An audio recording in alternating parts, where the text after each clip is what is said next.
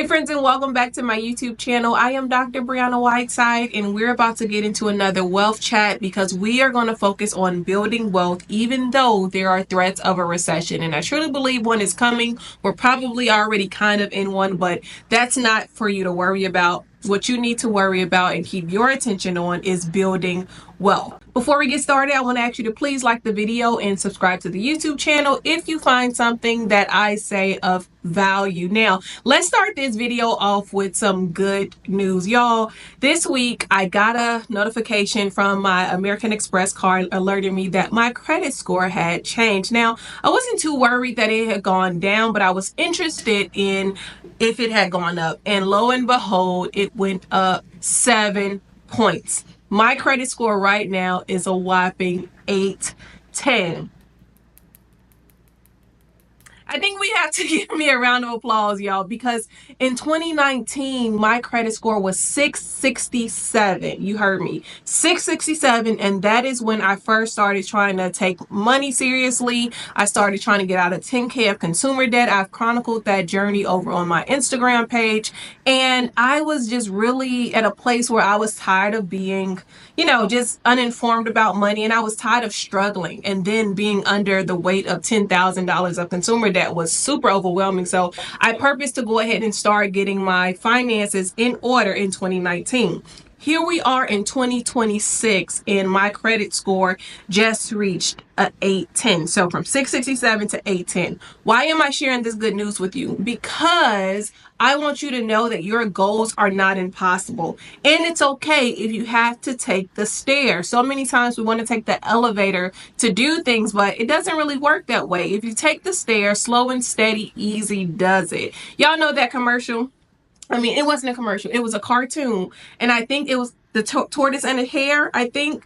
And the tortoise was, the hare was going all fast and the tortoise was going slow. And he was like, slow and steady, easy does it. Slow and steady will get you the results. They won't be sexy. You may cry, spit, and fart, but that's okay because you're going to get there in the end. So I wanted to start that off because I'm in the middle of rebuilding my life. A few of you know, or all of you all know if you've been hanging around, that I left my career 10 months ago because I felt that God had asked me to. And in the midst of not having a job and trying to figure out what this next season of my life looked like, or this current season of my life looked like, I began to live off of my savings account, my nest egg. Now, I did not leave my job without some cushion. I'm not irresponsible, but as a result of not having a replacement for my finances, but still having to trade and do other things, use other skills, I have been able to sustain my life. But now I am ready to start rebuilding up that nest egg that dwindled because I wasn't employed.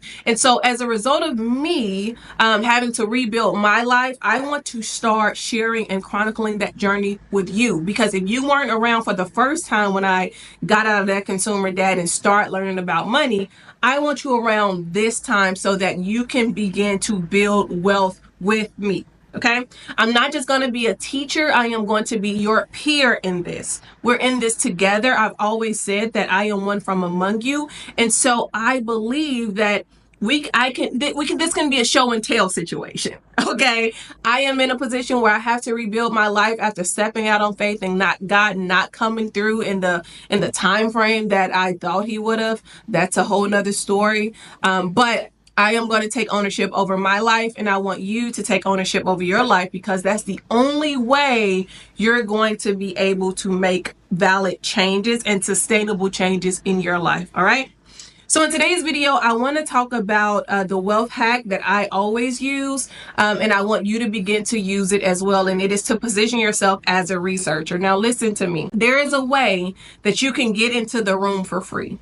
I know a lot of people say, you just got to get in the room, you got to position yourself, and sometimes you just don't have the money to get in certain rooms, but that does not qualify you from getting in the room altogether. You can get in the room for free 99. And here is what I mean. When I was first trying to get out of consumer debt, I was listening to a lot of podcasts. More specifically, I was listening to Dave Ramsey, and I am not promoting him. I'm just saying what I did back in 2019. Now, I don't have to go back and listen to Dave Ramsey already because it was for a specific season. But what listening to Dave Ramsey did every day, I'm listening to him give people financial advice. I'm listening to people call in doing the debt-free scream. I'm just listening to him talk about money over and over again. Even though I didn't have the money, it didn't matter. I was listening and I was in the room. I was in the metaphorical room, you guys. I was in the room because I was listening, and I had positioned myself as a student of his, though I did not have the money to give him to maybe go to a conference that he was speaking at and doing things like that, right? And so ultimately, I'm trying to tell you that there's always more than one way to skin a cat. If you feel like you need more information, there is a way to get in the room, and that means that you must consume the person who you may, want to work with. You must consume all of their content, because a lot of times when you finally get in, though, you pay for those big ticket items, or you go to the conference that they're speaking at, they may say something very similar to what they've already said, on a free webinar or on their YouTube channel. Now, it may be packaged a little differently, but you've already heard the information, because any good teacher will already start teaching you before a price tag is attached. And so ultimately, you have to position yourself as a researcher. And I know sometimes Christians are like, well, who do I trust? Who do I trust? And again, you all, we use our discernment for everything else. Oh, I knew he wasn't right. Oh, I knew this, I knew that. Why can't we use our discernment to decide who we should listen to? And honestly, the surefire way to kind of find people who you resonate with is to just listen to them. That's it. You can listen to them. When people are given finance information or doing finance content, a lot of it does not change. They may present it in a different way based on their temperament and their personality, but the information remains the same. You get to decide if you want to live your life according to the strategy that they're giving you or not. But finance information is the same. So it's not as complicated as trying to discern who you should listen to in a spiritual community, right? Because sometimes that math doesn't math. So you don't have to have all those same hesitancies as you may have with trying to figure out spiritual leadership as you would with finance information. Does that make sense? So I would just suggest that you start listening to people talk about money. Just listen to them. Listen to people talk about wealth. Listen to people talk about their stories. Like, all you need to do is start consuming the content. And slowly but surely, you will begin to immerse yourself in their world of content. And therefore, you are in the room. You don't have to pay an exorbitant amount of money to get in the room, y'all. Sometimes when y'all are trying to go to these conferences and paying hundreds of dollars to be in the room, sometimes you're just there for the spiritual energy, right? The energy harvesting of the events, because that's really what it is. You're pulling on one another, you're listening to these things, and it's like, oh my God, this atmosphere is charged. Sure, if you need that, okay. But a lot of us don't need that. You don't always have to be in the room unless you want to pay the high ticket value. And if you value that, that's totally fine. I am not a person, and this is me, I'm just going to tell the truth on me. I don't go to conferences. I don't. Unless they're like the only conference I ain't going to say that, but I don't really go to conferences. Even when I was in academia, if I had to present at a conference, I would present at a conference. And if I saw someone was giving a paper on a topic I was interested in, I would go to that. But that was for my career. I don't attend a lot of the other conferences that a lot of Christians they attend, because I don't have a single lens of the world. I'm not hyper focused on spiritual things, because you can be lopsided in that. You can be hyper focused on spiritual things and the afterlife, that you don't live a life right now. You don't live in abundance right now because you don't know how the world really works. You know how your world works. You know how the church world works, but you don't know how global economies work. And if you don't know how global economies work, you're going to be left out every single time. And no amount of prayer is going to absolve you from the buy-in of being a researcher and synthesizing information. This is why I said listen to multiple people. Synthesize the information that may work for you. For instance, when I was getting out of consumer debt, Dave Ramsey tells people, cut up your credit cards. Don't use them. I never did that. I never cut up my credit cards. Did I limit use on them? Yes, because I needed to stop spending like I was in Congress, as he says. But I did not cut up my credit cards. As a matter of fact, I have higher limits on my credit cards now because I've raised my credit. I've proven to the credit companies that I am, a good card holder, and I pay my debt off before the due date and things of that nature. But I didn't do that. So I was still able to listen to Dave Ramsey, take the things that I found valuable for what he was saying and apply them to my life, such as the debt snowball. But I did not rip my credit cards up. I didn't. I did not. And I didn't feel like I had to because I generally have a moderate personality. And I walk a middle line on so many things. So it was unnecessary for me to go to that extreme when I knew that I had discipline to do what I wanted to do with that information, right? And so this is why you're able to synthesize the information. And if you don't know what synthesize means, it really means using multiple sources to come up to a conclusion.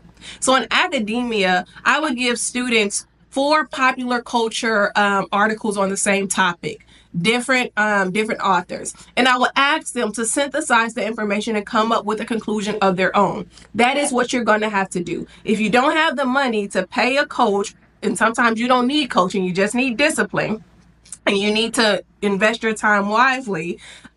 If you don't have the money to invest, you pay with your attention. You can invest with your attention. And that attention span will pay you. Ask me how I know. I managed to get out of that $10,000 of consumer debt in 8 months when I gave myself a year to get out of the consumer debt. And here we are, 6 years later, I went from a 667 credit score to an 810 credit score, and no one had to fix my credit because I had to progressively compound the things I learned in one season and start shifting it over to the wealth building season. So in one season, I was in a get out of debt season, and that was one mentality. But when I finally got over to the wealth building season, I had to adopt a different mentality. That meant that I could still use some of the advice that people had given and I listened to in the debt season. I could still use some of that, but it was time for me to build on top of that. Now, I'm not in a get out of debt free season. I'm not in that season. I haven't been in that season since 2019. I am in a wealth building season, and I had reached a pretty good number until I stepped out on faith. And now I'm having to rebuild in another season. And that's a whole nother conversation that I don't want to, bore you with. But I say that to say, if there is a way for you to get in the room for free, when people talk about building wealth, the first thing people think about is, I don't have enough money. And if that is your first thought, then you're bound by a poverty mentality, because I never mentioned money to you. I said it's time to build wealth. I never mentioned money. There are multiple ways to build wealth that don't even require money. They require know-how. They require you to be educated. So in this season, you cannot afford to be lopsided in your lens. I'm going to stand on that. You cannot, because if you miss the 2020 cycle of building wealth, you cannot afford to miss this 2025 cycle of building wealth. And it starts with you understanding how money works, how money moves, how it's created, how it's lost. And this is not the church lens. I'm trying to deprogram you from or get your mind decolonized from that system. You cannot afford, you don't know how money works, y'all. A lot of us don't. I didn't know. The only thing I was taught about money was pay your tithes, sow spiritually into this community, and you're going to reap 100-fold, and all the things that they tell you the Bible says surrounding money. I didn't reap 100-fold in those systems. I did not reap as a result of doing that. I had to go out and do the secular work. The work that is it feels like it's demonized by Christian communities. But that is why, and I really feel like that is why the Bible talks about the children of the world are more prudent in their lineage than the children of light. They're wiser than the children of light. because they've done some type of due diligence to figure it out. And if I think it's really wild for Christians to be like, oh, they're all wicked, that's why they have that money, but yet we pray to God for money every day. Everybody has not turned to worship mammon.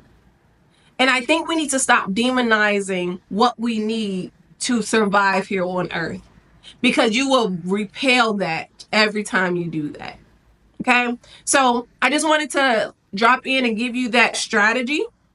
Okay, I want to drop in and give you that strategy because that is a strategy that I am using, and it had in on Friday. I actually tried a strategy that I saw on TikTok as it relates to option trading, and managed to make $250 in 30 minutes. So that's neither here nor there.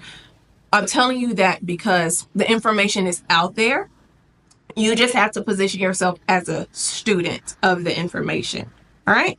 So I hope this has helped you. If it has, please like this video, leave me a comment. I do have a product that I do want to offer you. It is the Wealth Mastery Bundle. It's equipped with 2 ebooks, How I Climbed Out of Consumer Debt in 8 Months and How You Can Too, and How I Saved $20,000 in 1 year and How You Can Too. That bundle, I literally walk you through step by step everything I did back then, and it's kind of going to give you the blueprint for everything I'm also doing now. I may not come up here and give you all the information, but all the information is available in those ebooks, and you can grab them at BriannaWhiteside.com. The link will be right in the description for you. I'll see y'all soon. Bye.